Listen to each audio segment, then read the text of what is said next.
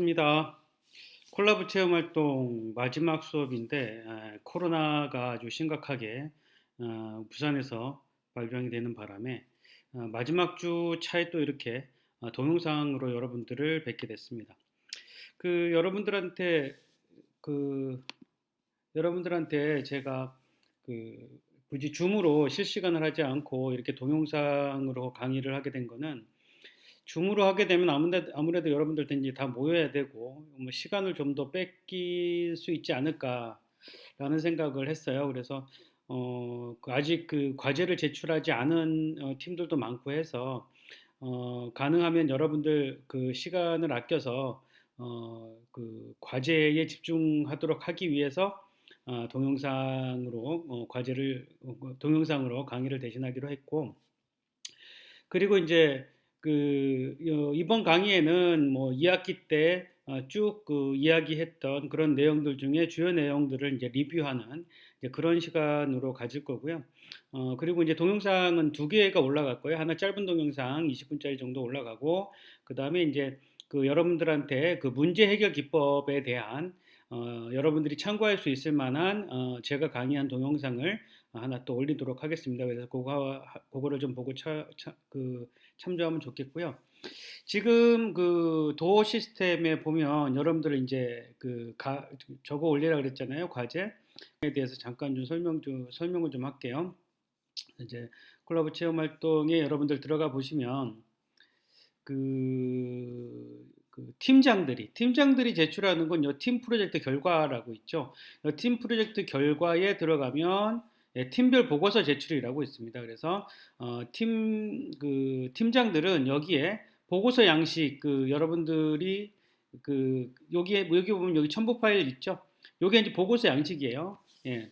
요게 보고서 양식이니까 요 보고서 양식을 보고 여러분들 보고 양식대로 여러분들이 그 보고서를 작성을 해주시면 되는데, 이 보고서 양식에 뭐 여러 가지 그 내용들이 다 들어가 있는데 여러분들이 이제 쓸 수 있는 것만 활용을 하세요. 그리고 그 보고서 양식 중에 참조하는 양식이니까 여러분들이 할 수 없을 만한 그런 양식이 들어가 있으면 과감하게 빼버리고 하시고, 다만 좀 충실하게 작성이 될 수 있도록 여러분들이 좀 신경을 써주시기 바랍니다.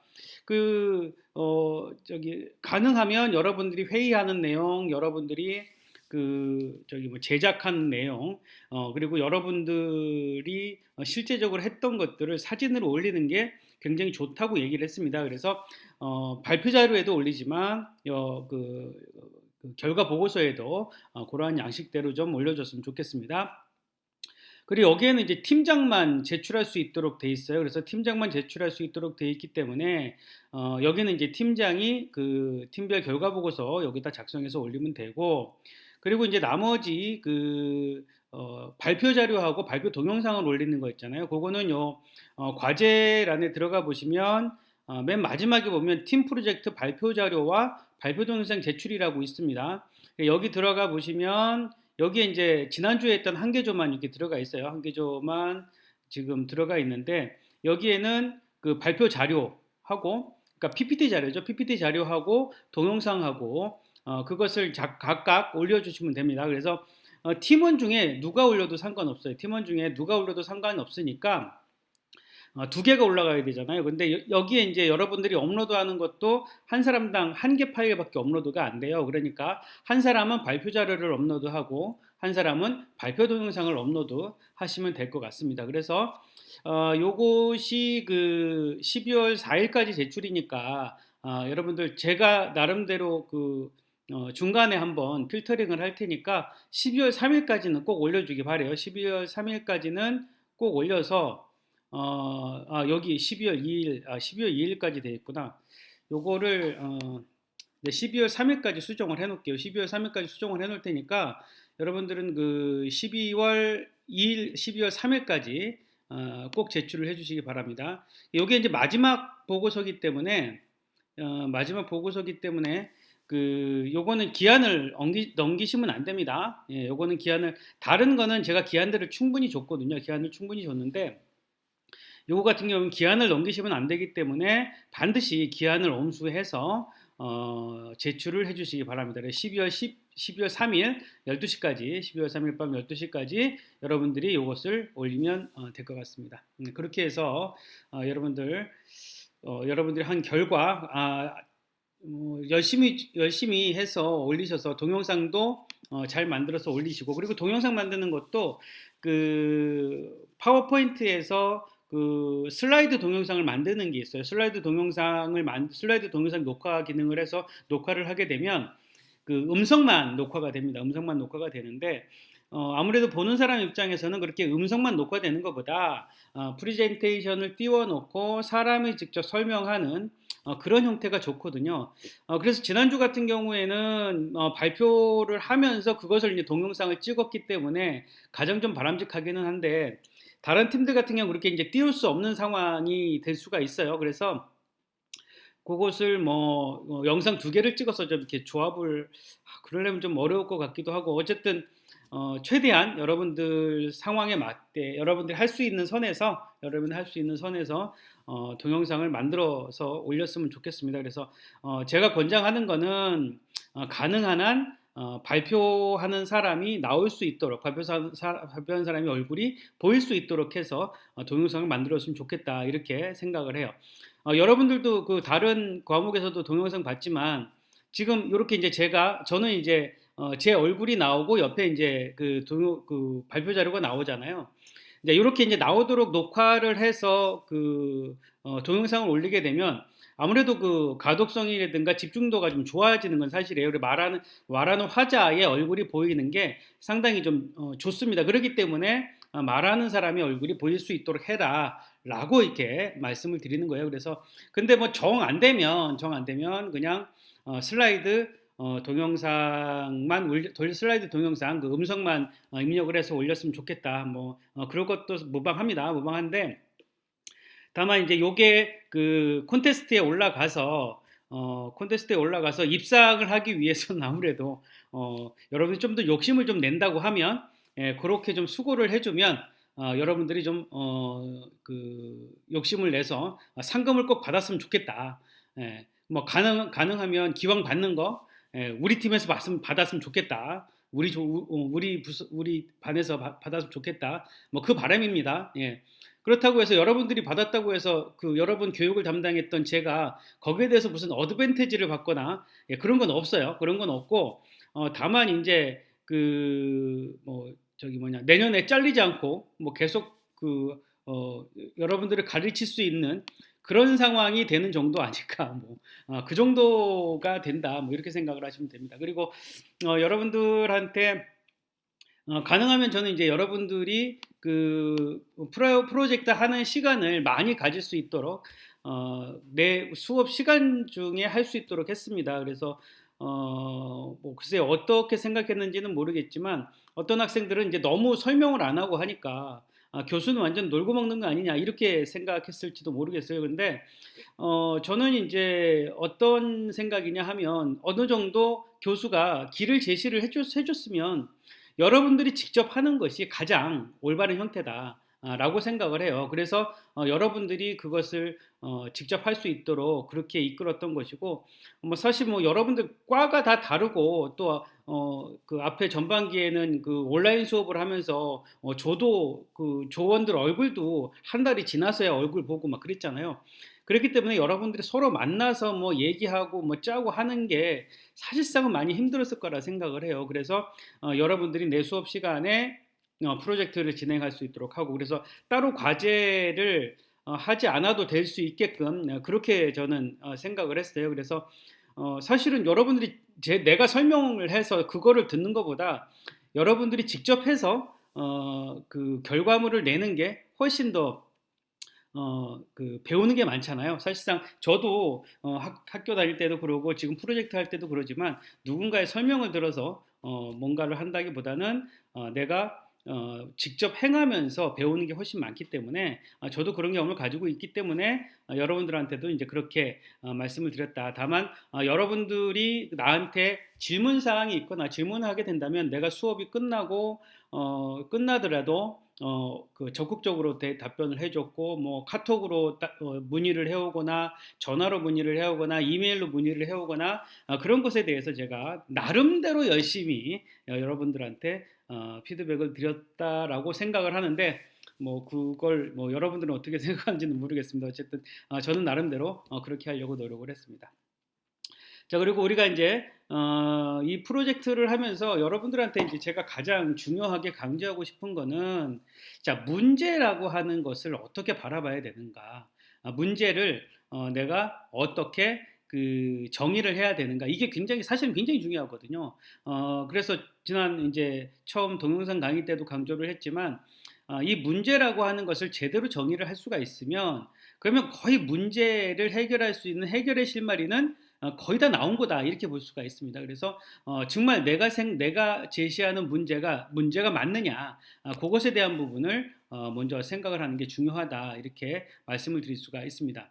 자, 마치 이제 우리가 문제를 이제 선정을 할 적에 뭐 이렇게 한번 생각을 해볼게요. 만약에 배가 고픈 게 문제다 한번 생각을 해보세요. 배고픈 게 문제다. 네. 배고픈 게 문제라고 생각을 하면 이 배고픔의 문제, 과연 이건 배가 고픈 게 바로 문제가 발생하는 원인일까요? 아니면 어떠한 문제 현상으로 인해서 파생된 결과일까요? 예, 이 굉장히 중요해요. 문제를 일으키는 원인이 바로 배고픔일까요? 아니면 문제 현상이 나타난 문제 현상의 결과로서 나타난 것이 배고픈 것이냐? 라고 하는 부분을 잘 구분을 해야 돼요. 예. 근데 그냥 우리는 배고픔의 문제라고 얘기를 한단 말이에요. 우리가 문제를 바라보는 형태가 이런 거예요. 그래서 배고픔의 문제, 그냥 이 배고픔의 문제가 그냥 배고픔의 문제가 아니라 이 배고픔의 문제를 해결하기 위해서는 어떻게 이 문제를 바라봐야 되는가. 예. 자, 가장 중요한 거는 배고픔이 문제로 우리한테 다가왔다라고 하면 그것은 문제 현상에 대한 결과인 경우가 많습니다. 예. 그래서 문제 현상의 결과가 배고픔이기 때문에 그러면 왜 배가 고픈지를 탐색을 하셔야 돼요. 왜 배가 고프냐. 그래서 실제 문제는 뭐냐면 예. 자, 먹을 게 없어서 먹지 못해서 문제가 되는 경우죠. 먹지 못해서. 예. 바로 이제 소말리아나 뭐 저기 에티오피아나 이런 그 난민들 있죠. 이런 난민의 이런 아이들이 먹을 게 없어서 못 먹는 경우. 이 아이들은 이게 배고픔의 문제잖아요. 예. 자, 이 문제는 어떻게 해결하면 돼요? 예. 먹을 게 없는 것이 문제이기 때문에 예. 배고픈 것은 문제의 현상이지만 배고픔이 곧 문제는 아니고 그 배고픈 것을 나타낸 것이 바로 먹을 게 없는 것이 문제이기 때문에 먹을 것을 제공한 문제가 해결이 됩니다. 그렇죠? 먹을 것을 제공한 문제가 해결이 되죠. 두 번째, 자, 먹지 않아서 문제인 경우가 있습니다. 먹지 않아서 배고픈 경우 있죠. 왜 안 먹을 경우가 뭐가 있어요? 예, 단식을 하는 경우 있습니다. 단식을 하는 경우. 예. 자, 왜 단식을 합니까? 뭐 여러 가지 단식에도 여러 가지 경우가 있습니다. 예. 다이어트를 하기 위해 단식을 하는 경우도 있고요. 예, 혹은 뭐 저기 뭐죠? 그 내 주장을 관철시키기 위해서 단식을 하는 경우도 있습니다. 예, 어찌 됐든 먹을 수 있음에도 불구하고 먹지 않기 때문에 배고픈 게 문제예요. 예. 자, 그런데 만약에 다이어트가 문제라고 하면 다이어트에서는 먹지 않는 이유가 뭐예요? 먹지 않는 이유가 살이 찌기 때문에 먹지 않는 거거든요. 예. 그럼 반대로 생각하면 살 찌지 않기 위해서 먹지 않는데 먹어도 살이 찌지 않는다면 먹을 수 있는 거죠. 예. 그렇기 때문에 다이어트 식품에 대한 원리가 예, 먹어도 살이 찌지 않는 식품을 이렇게 만드는 것이 바로 다이어트 식품의 원리라고 말씀을 드린 적이 있습니다. 그리고 굳이 내 주장을 관철시키기 위해서 단식을 한다는 건 뭐예요? 내 주장을 받아들여라라고 하는 거죠. 받아들여라. 예, 자, 그런 얘기입니다. 그래서 그 주장에 대해서 어떻게 이제 협의를 하느냐, 그것이 이제 배고픔을 해결할 수 있는 그런 거겠죠. 자, 그리고 세 번째는 먹을 수 없는 경우 있습니다. 먹을 수 없는 경우, 먹고 싶은데 먹을 수 없는 경우. 예, 왜 먹을 수 없? 이거 뭐 같아요? 예, 자, 이게 뭐냐면 예, 벌레입니다. 벌레.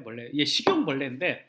자, 이 식용벌레를 먹을 수 있는 사람도 있지만 먹을 수 없는 사람도 있어요. 저 같은 경우 이거 못 먹습니다. 못 먹습니다. 비위가 약해가지고 예, 이거 뭐 어떻게 먹겠어요? 아무리 배고파도 예, 이것을 먹기가 참 불편하다 이렇게 볼 수가 있습니다. 그래서 자 요것을 과연 어떻게 해요? 이건 먹고 싶어도 먹을 수가 없는 거죠. 먹을 수가 없는 겁니다. 모르겠어요. 굶어 죽을 정도 이 정도 이렇게 그 뼈가 앙상하게 드러날 정도가 되면 먹을 수 있을지 모르겠지만 어찌 됐든 뭐 먹을 수 없는 이런 상황이 있는 거죠. 이렇게 먹을 수 없는 거 이렇게 이런 경우에는 먹을 수 있는 것을 제공을 해줘야겠죠. 먹을 수 있는 것을 혹은 먹을 수 있도록 만들어줘야 되는 거죠. 그러니까 먹을 수 있도록 어떻게 만들어주느냐? 이게 이제 그 벌레로 보이기 때문에 못 먹는 거잖아요. 그래서 벌레로 보이지 않으면 먹을 수가 있는 거죠. 그래서 이것을 말려서 가루를 내 가지고 해놓는 그렇다면 먹을 수가 있겠죠. 예. 혹은 삶아 가지고 이렇게 뭐 짓이겨 가지고 그래서 벌레가 아닌 것처럼 그렇게 될 수 있다면 먹을 수 있지 않을까 뭐 그렇게 생각을 합니다. 예. 그런 경우가 있을 수가 있고요. 네. 그리고 또 먹지 못하는 경우 있습니다. 먹지 못하는 경우. 네. 아예 이건 먹을 수 없는 게 아니라 아예 먹지를 못하는 거죠. 왜 먹지를 못하냐? 지금 이 배우 같은 경우는 이제 미국의 배우인데 어느 영화에 나왔더라? 예, 그 이 배우인데 거식증이 걸렸어요. 거식증. 거식증 걸리면 먹어도 삼키질 못하는 거죠. 삼키지 못하고 다 토해내고 뭐 이런 경우. 그래 먹질 못하는 거죠. 예, 몸이 안 받는 경우예요. 예. 혹은 뭐 의식이 없어서 먹을 수가 없는 경우, 뭐 이런 경우도 해당이 될 것이고, 아니면 또 이런 경우도 있을 수 있어요. 뭐 어떤 경우냐면 그 뭐 이빨이 다 뭐 턱관절이 나가고 이빨이 다 나가서 못 먹는 경우, 뭐 먹지 못하는 경우, 이런 경우 있습니다. 이렇게 먹지 못하는 경우에는 어떻게 해줘야 돼요? 네, 자, 먹는다는 건 뭐예요? 먹는다는 거. 먹는다는 거는 몸 밖에 있는 음식이 내 몸 속으로 들어오는 게 먹는 거예요. 예. 그런데 이 음식을 먹는 입구가 어디냐? 입이잖아, 입. 근데 입을 통해서는 먹을 수가 없죠. 입을 통해서 먹을 수가 없기 때문에 입이 아닌 다른 수단으로 내 뱃속에 들어올 수 있도록 만들어주면 되는 거죠. 예, 그래서 이렇게 이제 코위관이라고 그래서 비위관이라고 그래서 코에다가 관을 집어넣어서 이렇게 식도랑 연결을 해서 코로 음식물을 유동식으로 만들어서 집어넣는 경우 있고, 요건 이제 위루관이라고 하는데 위에다가 배에다 구멍을 내는 거죠. 배에다 구멍을 내가지고 그렇게 이제 집어넣는 경우. 그리고 이제 구강식도관이라고 하는데 입에다가 이제 입에다가 관을 집어넣어서 식도랑 연결을 해서 뭐 이렇게 하는 경우들이 있습니다. 이렇게 강제적으로 내 몸 밖에 있는 음식을 내 몸 속으로 집어넣도록 만드는 이런 경우가 있다. 뭐 이렇게 이제 문제를 해결할 수가 있습니다. 예. 자, 이렇게 이제 문제를 보는 방법들에 대해서 이제 설명을 한 기억이 있습니다. 그래서 내가 문제를 어떻게 정의하느냐 이게 중요하다는 말씀을 드리는 거고, 그 다음에 그 문제가 제시가 됐으면 그 문제를 정말 나 혼자 생각하는 문제인지 아니면 다른 사람들도 그렇게 생각하는 문제인지를 한번 점검을 해봐야 돼요. 그러기 때문에 뭘 해야 된다? 설문조사를 해야 된다. 예. 자, 이 부분을 제가 강제로 집어넣도록 했죠. 왜 이것을 강제로 집어넣도록 했냐? 아마도 이렇게 설문조사 방식을 택해서 문제를 조사를 하고 그래서 문제 해결의 방법으로 제시를 한 팀이 아마 우리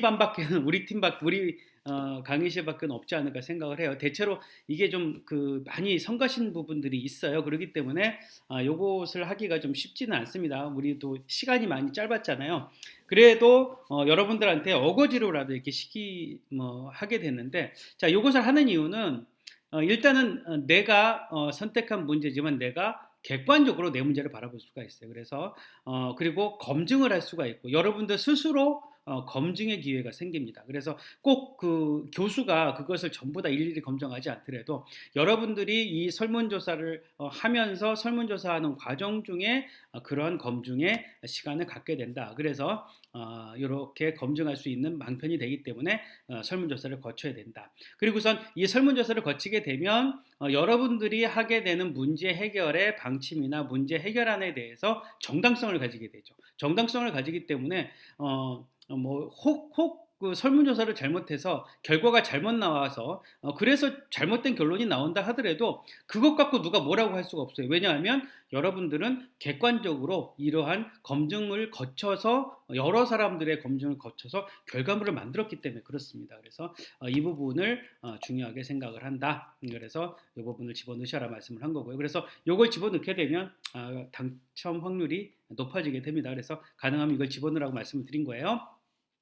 자, 그리고 이제 여러분들한테 시스템적 다면 사고를 통해서 시스템의 미래를 예측하는 그런 것을 설명한 적이 있었습니다. 그래서 요것도 여러분들이 그 해결하고자 하는 그 해결안이 현재 어떤 위치에 있는지를 보고 그것의 상위 시스템과 하위 시스템을 나눠서 생각을 해본 다음에 과거의 시스템은 어떻게 이루어졌는지를 판단을 해보고 과거 시스템의 상위 시스템과 하위 시스템을 나눠서 생각을 해봅니다. 그렇게 되면 과거의 상위 시스템이 현재의 상위 시스템으로 변화된 결과를 보고 미래의 상위 시스템을 생각해 볼 수가 있고요. 그렇게 되면 이 시스템의 변화를 살펴볼 수가 있다라고 설명을 드린 적이 있습니다. 그래서 자동차를 예로 설명을 드린 적도 있어요. 그래서 자동차라고 하는 것의 상부 요소가 자동차 도로라고 봤을 때 자동차의 과거 모습은 가마, 뭐 중간에 마차가 있을 수도 있는데 마차도 도로가 필요하죠.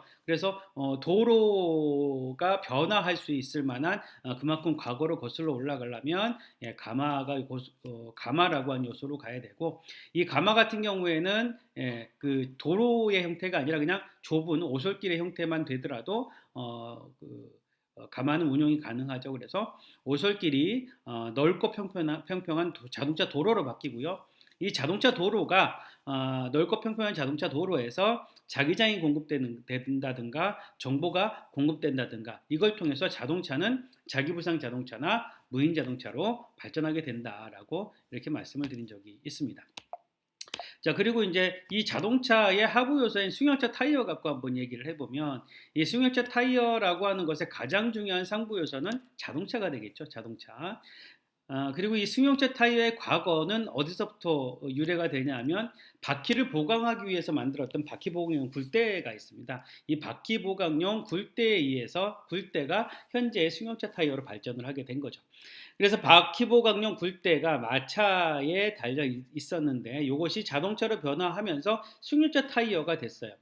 그럼 왜 굴대에서 타이어로 변화가 됐느냐? 마차는 상대적으로 저속으로 다니게 되죠. 저속으로 다니기 때문에 도로의 충격이 다소 울퉁불퉁한 도로를 다니더라도 바퀴에 그렇게 많은 충격을 주지는 않거든요. 그런데 자동차 같은 경우 굉장히 고속으로 다닙니다. 굉장히 고속으로 다니기 때문에 바퀴에 혹은 자동차의 차체에 전달되는 쇼크가 굉장히 크게 오게 되죠. 그렇기 때문에 타이어가 어느 정도 충격을 흡수할 수 있을 만한 그런 요소가 발산이 있어야 되는 거죠. 그래서 타이어, 공기가 들어가 있는 공합 시스템이 들어가게 된 거다라고 하죠. 그럼 이 자동차가 미래에 어떻게 발전하느냐? 이 자동차가 미래에 경량 자동차가 될 수도 있고 무인 자동차가 될 수도 있고 자기부상 자동차가 될 수도 있습니다.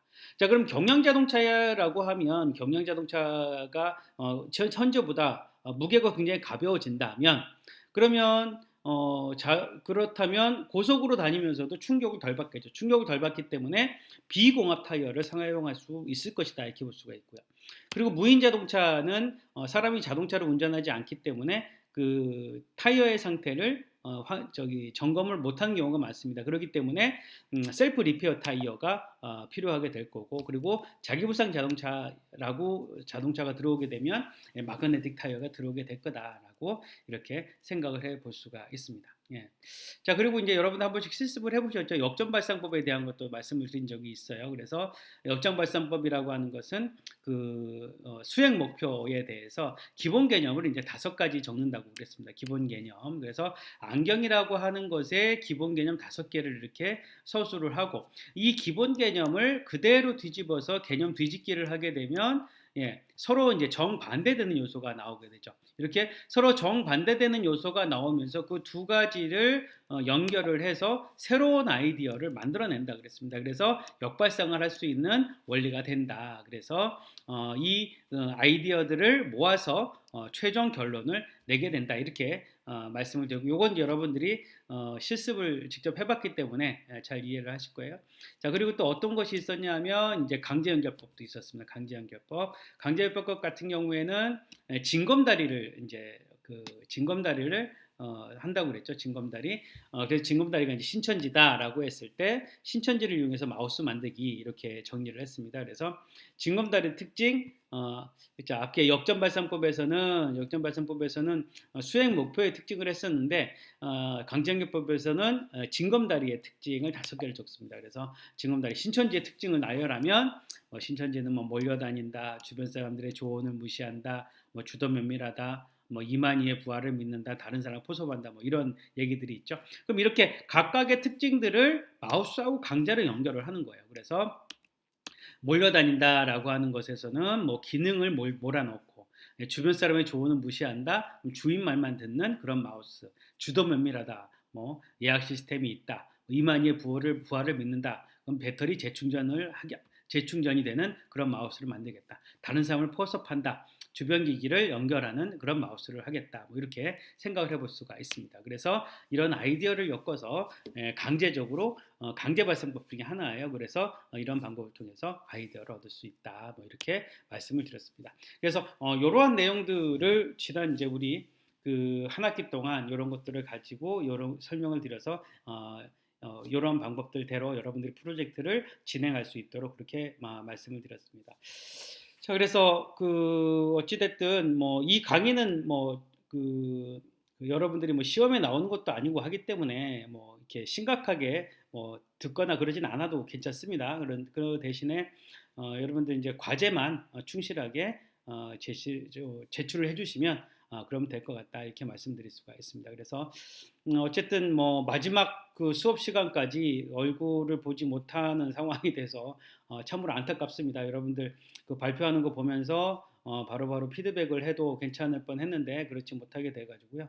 그래서 뭐 어찌됐든 여러분들 그 12월 3일까지 과제물 제출 꼭 부탁드립니다. 그렇게 해서 제출하시면 이게 자동적으로 이제 콘테스트까지 올라가서 여러분들 좋은 결과 해서 장학금도 받고 뭐 그렇게 했으면 좋겠습니다. 자, 그러면 이것으로 그 콜라보 체험 활동 2학기 수업을 모두 마치도록 하겠습니다. 그리고 뒤에 이제 영상 하나 더 올라오게 되는데 그 영상도 참조 삼아서 한번 어떻게 문제를 해결하는지 그런 요소들에 대해서 한번 살펴보기 바랍니다. 여러분 수고 많았습니다. 감사합니다.